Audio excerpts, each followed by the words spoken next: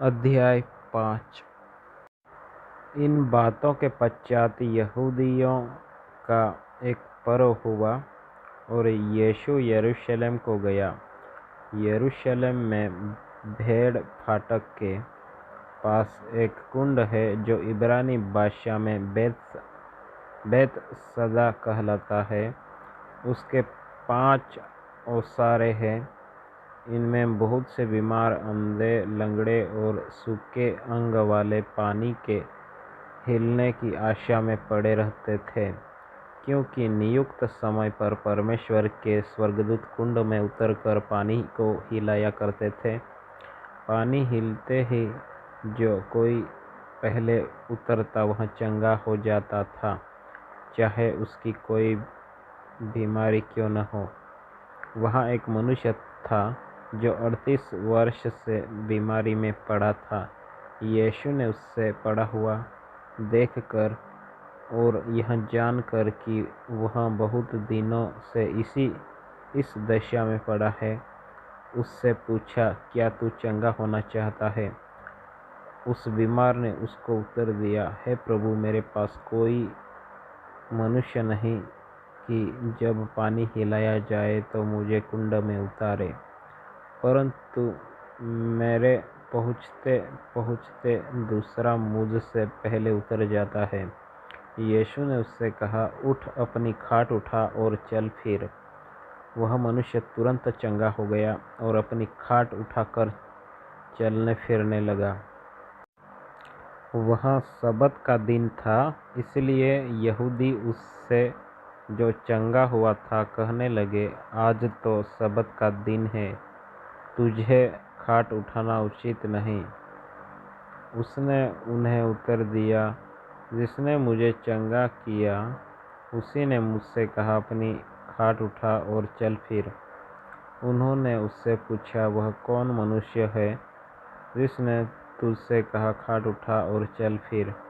परंतु जो चंगा हो गया था वह नहीं जानता था कि वह कौन है, क्योंकि उस जगह में भीड़ होने के कारण यीशु वहाँ से हट गया था। इन बातों के बाद वह यीशु को मंदिर में मिला। यीशु ने उससे कहा, देख, तू चंगा हो गया है, फिर से पाप मत करना, ऐसा न हो कि इससे कोई भारी विपत्ति तुझ पर आ पड़े। उस मनुष्य ने जाकर यहूदिया से कह दिया कि जिसने मुझे चंगा किया है वह यीशु है। इस कारण यहूदी यीशु को सताने लगे, क्योंकि वह ऐसे काम सबत के दिन करता था। इस पर यीशु ने उनसे कहा, मेरा पिता अब तक काम करता है और मैं भी काम करता हूँ। इस कारण यहूदी और भी अधिक उसके मार डालने का प्रयत्न करने लगे, क्योंकि वह न केवल सबत के दिन की विधि को तोड़ता, परंतु परमेश्वर को अपना पिता कहकर अपने आप को परमेश्वर के तुल्य भी ठहराता था। इस पर यीशु ने उनसे कहा, मैं तुमसे सच सच कहता हूँ, पुत्र आपसे कुछ नहीं कर सकता, केवल वह जो पिता को करते देखता है, क्योंकि जिन जिन कामों को वह करता है उन्हें पुत्र भी उसी रीति से करता है, क्योंकि पिता पुत्र से प्रीति रखता है, और जो जो काम वह आप करता है वह सब उसे दिखाता है, और वह इनसे भी बड़े काम उसे दिखाएगा, ताकि तुम अचंभा करो। जैसा पिता मरे हुओं को उठाता और जिलाता है, वैसा ही पुत्र भी जिन्हें चाहता है उन्हें जिलाता है। पिता किसी का न्याय नहीं करता, परंतु न्याय करने का सब काम पुत्र को सौंप दिया है, कि सब लोग जैसे पिता का आदर करते हैं वैसे ही पुत्र का भी आदर करें। जो पुत्र का आदर नहीं करता वह पिता का, जिसने उसे भेजा है, आदर नहीं करता। मैं तुमसे सच सच कहता हूँ, जो मेरा वचन सुनकर मेरे भेजने वाले पर विश्वास करता है, अनंत जीवन उसका है और उस पर दंड की आज्ञा नहीं होती, परंतु वह मृत्यु से पार होकर जीवन में प्रवेश कर चुका है।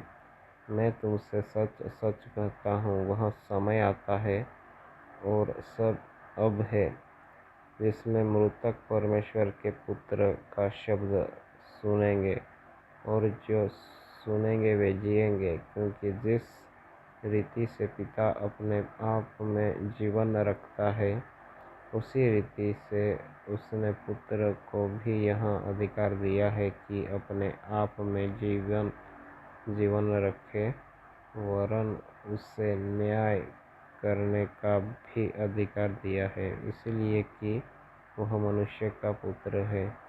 इससे अचंभा मत करो, क्योंकि वह समय आता है कि जितने कब्रों में हैं वे उसका शब्द सुनकर निकल आएंगे। जिन्होंने भलाई की है वे जीवन के पुनरुत्थान के लिए जी उठेंगे, और जिन्होंने बुराई की है वे दंड के पुनरुत्थान के लिए जी उठेंगे। मैं अपने आप से कुछ नहीं कर सकता, जैसा सुनता हूँ वैसा न्याय करता हूँ, और मेरा न्याय सच्चा है, क्योंकि मैं अपनी इच्छा नहीं परंतु अपने भेजने वाले की इच्छा चाहता हूँ। यदि मैं आप ही अपनी गवाही दूँ, तो मेरी गवाही सच्ची नहीं। एक और है जो मेरी गवाही देता है, और मैं जानता हूँ कि मेरी जो गवाही वह देता है वह सच्ची है।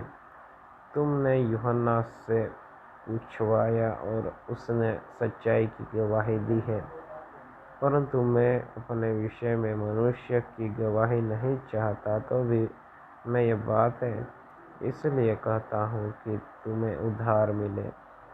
वह तो जलता और चमकता हुआ दीपक था, और तुम्हें कुछ देर तक उसकी ज्योति में मगन होना अच्छा लगा, परंतु मेरे पास जो गवाही है वह यूहन्ना की गवाही से बड़ी है, क्योंकि जो काम पिता ने मुझे पूरा करने को सौंपा है, अर्थात यही काम जो मैं करता हूँ, वे मेरे गवाह हैं कि पिता ने मुझे भेजा है, और पिता जिसने मुझे भेजा है उसी ने मेरी गवाही दी है।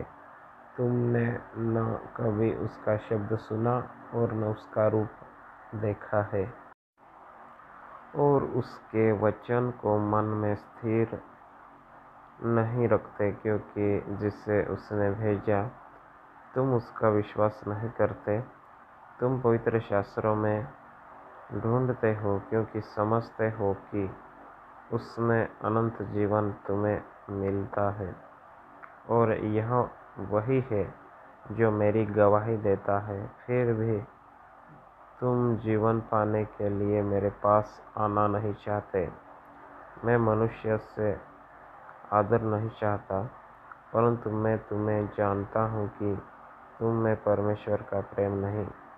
मैं अपने पिता के नाम से आया हूँ, और तुम मुझे ग्रहण नहीं करते। यदि अन्य कोई अपने ही नाम से आए तो उसे ग्रहण कर लोगे। तुम जो एक दूसरे से आदर चाहते हो, और वह आदर जो एकमात्र परमेश्वर की ओर से है नहीं चाहते, किस प्रकार विश्वास कर सकते हो? यह न समझो कि मैं पिता के सामने तुम पर दोष लगाऊंगा।